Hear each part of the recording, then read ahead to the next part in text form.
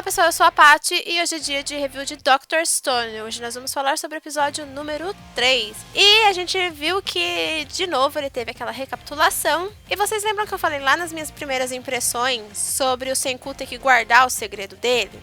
Ele vai ter que se preocupar em esconder e tomar cuidado com o Taiju, porque o Taiju é daquelas pessoas que é boca aberta, sabe? Vai falar sem querer que ele tem a cura, que ele sabe como fazer isso. Então ele vai ter que tomar muito cuidado com o segredo dele, que ele sabe como faz essa fórmula para despetrificar as pessoas, para ele não ser usado por outras pessoas ou até mesmo por um governo que talvez esteja em criogenia em algum lugar, ou será que o pessoal também virou pedra? Foi exatamente isso que aconteceu.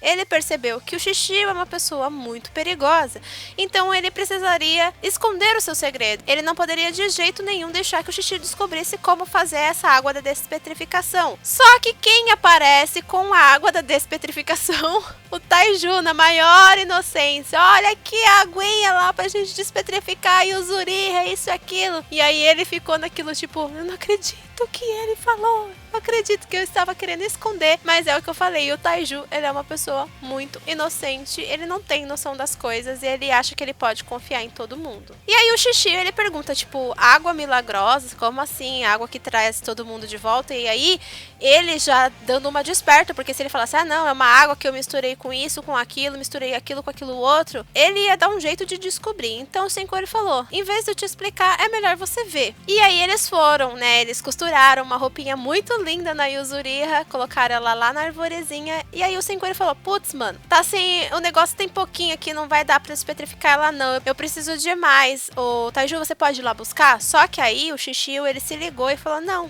pode deixar que eu busco, que eu sou mais rápido. E aí o Senku, ele mandou o Shishio buscar a tal da água milagrosa, que é aquela aguinha que fica pingando na caverna, porque aí ele pensou assim, já que eu vou ter que falar de qualquer jeito, então eu vou jogar, assim, uma faca de dois gumes. Eu dou a localização pra ele, só que ao mesmo tempo eu não preciso mostrar o que eu faço aqui no laboratório pra ele. E aí ele mandou o Shishio buscar essa água e foi preparar a solução. Aí o Taiju até falou, oxe, mas você não falou que não tinha o suficiente? Ele falou assim, tinha o suficiente sim, mas é que eu mandei o Shishio buscar pra poder a gente se distrair, despetrificar o Zuriha sem ele estar aqui. E aí ele, sem falar muito, ele falou, tipo, o Taiju, ele ficou perguntando por que ele não queria mostrar, mas aí ele falou, bom, se você tá falando que você não quer mostrar pra ele como que isso acontece, como que você fez isso, eu acredito em você. Eu vou dar um, tipo assim, ele não duvida do Senku, que o Senku é o melhor amigo dele, então ele fala, se você tá falando que tem alguma coisa errada, eu vou acreditar em você. E aí ele preparou toda a fórmula e deu o patinho pra o Taiju despetrificar a Yuzuriha, porque a Yuzuriha é muito querida pra ele, só que ele ficou naquela tipo, ai meu Deus, e agora? E ele, vai logo, mano, a gente tá sem tempo, pelo amor de Deus. E aí jogou o líquido na Yuzuriha, e aí ela não despetrificou. E aí ele ficou pensando, nossa, mas o que aconteceu? Por que com o passarinho foi rápido, com ela tá demorando, isso e aquilo? E aí o Senku, ele explicou que pelo que ele entendeu da petrificação, porque ele não tem os meios, então ele foi entendendo aquilo mais ou menos na base do achismo, que a petrificação era meio que como se fosse uma película, assim,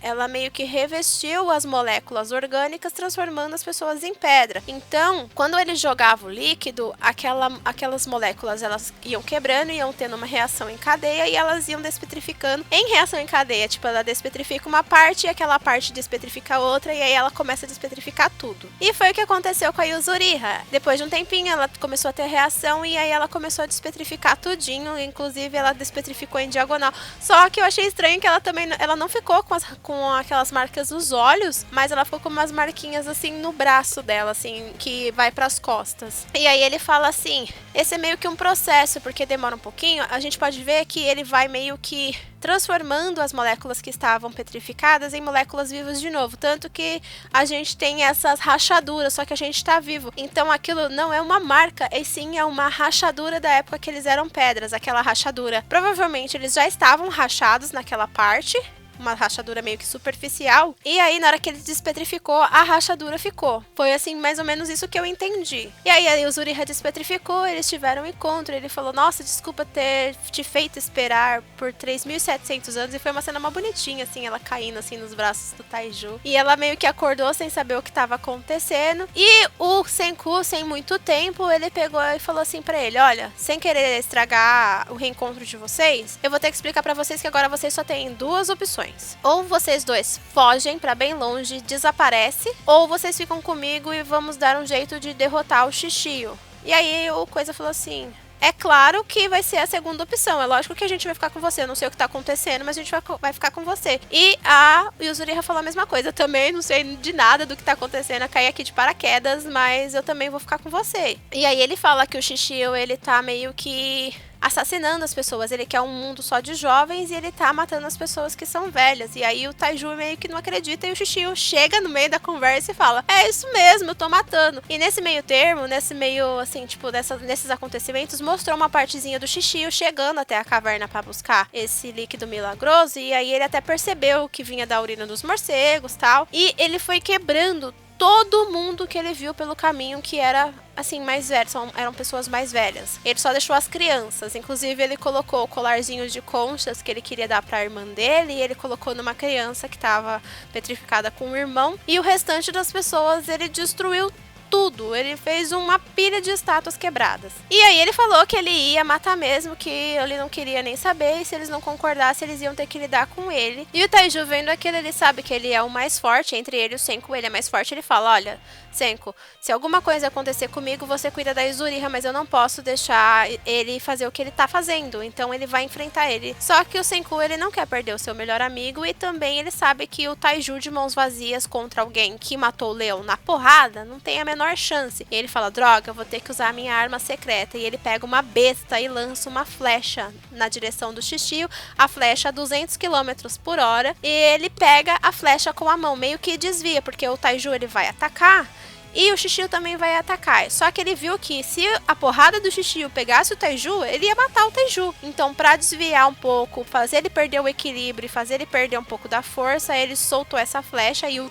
Shishio, ele pegou a flecha com a mão, jogou ela no chão e deu um chute no Taiju, que ficou com a mão quebrada. Ele levou todo o dano, só que ele só defendeu, ele não atacou. E ele falou: eu não vou atacar porque eu não bato em seres humanos, eu não bato em ninguém.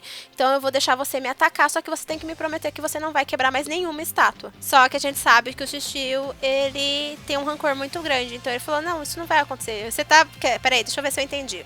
Você vai deixar eu te bater e em troca você quer que eu não quebre ninguém. Mas você não entendeu que aqui a gente não está em uma negociação? Eu vou quebrar e acabou. Ele até fala: e se eu falasse que ia matar a Yuzuriha? Você ia deixar? E aí o Taiju, ele pegou e se colocou na frente da Yuzuriha. Lógico que não, né? Só que ele tava machucado do golpe do Shishio e ele pegou e desmaiou. E aí o Shishio, vendo aquilo, ele falou: olha, eu não quero que a gente lute entre si, porque ele admira muito o Senku e o Taiju por eles terem sobrevivido e ajudado ele a se despetrificar. Então ele fala: não quero que a gente brigue entre si, então eu vou pegar minhas coisas e vou fazer as coisas do meu jeito, e vocês façam as coisas do seu jeito, eu vou embora. E aí ele foi embora. E aí o Senku, ele começa a chutar o Taiju. Ele falou: ô, ele já foi embora, você vai deixar mesmo ele quebrar um monte de gente aí? Acorda aí, mano, levanta. E aí ele levanta, e aí ele fala: ó, agora a gente vai ter que dar um jeito de derrotar o Shishio. E como que a gente vai fazer isso? Com o poder das armas da ciência. E vão ter que fazer essas armas da ciência antes do Shishio descobrir que eles estão fazendo, porque senão é game over. E aí o que que eles fazem? O Senku, ele começa a quebrar tudo que eles têm na cabana e começa a fazer pegadas no chão, assim como se eles tivessem fugido com medo do Shishio daquele lugar, assim, tipo, partido pra sempre. Só que, não, eles foram pra Hakone, né? Eles estavam com o intuito de chegar a Hakone, que é onde fica a maior parte das fontes termais do Japão. Pra quê? Pra obter enxofre pra fazer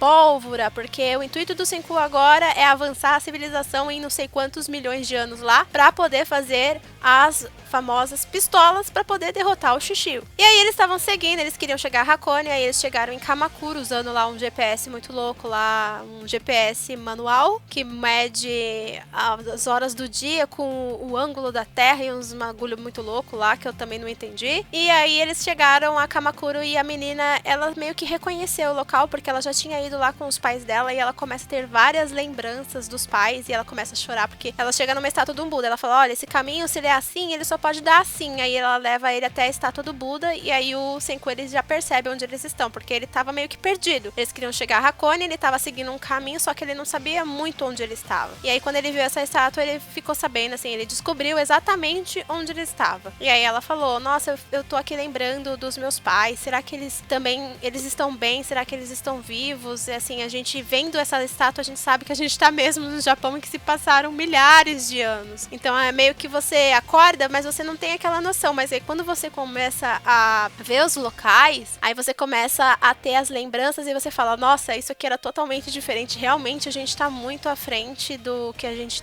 estava, assim, o mundo realmente resetou, aconteceu alguma coisa. E aí eu fico pensando nos pais também do Senku e do Taiju, e nos pais das outras pessoas, o que vai acontecer. E se o Shishio encontrar essas pessoas? Eles são adultos, ele vai acabar matando, ele só vai deixar no mundo pessoas jovens e crianças, e isso é muito ruim. O que será que eles vão fazer e como será que eles vão fazer, assim, como que eles vão lidar com o Shishio? Porque a gente viu também que, apesar de eles terem tramado toda aquela fuga, tal, daquilo, o Shishio chegou lá no local e viu toda aquela bagunça, viu as pegadas, e ele falou, nossa, eles fugiram mesmo, eles estavam com medo. Até parece, né? Eles querem fazer eu pensar que eles fizeram isso, eles estão querendo manipular os meus pensamentos, e eles sabem que eles não fugiram. Ele fala assim, o Senku é uma pessoa que foge, ele é uma pessoa da ciência, ele é uma pessoa assim que não vai sair com o rabinho entre as pernas. Então eles estão fazendo alguma coisa, estão planejando alguma coisa, que é o quê? Me matar com as armas da ciência. Ele já matou a charada, agora só falta ele matar o lugar onde eles foram, né? Porque ele ainda não sabe pra onde eles foram, e ele sabe que ele vai ter que correr contra o tempo pra poder impedir o Senku de fazer essas armas. E aí agora a gente vê que o Shishio, apesar de ser super ultra mega forte,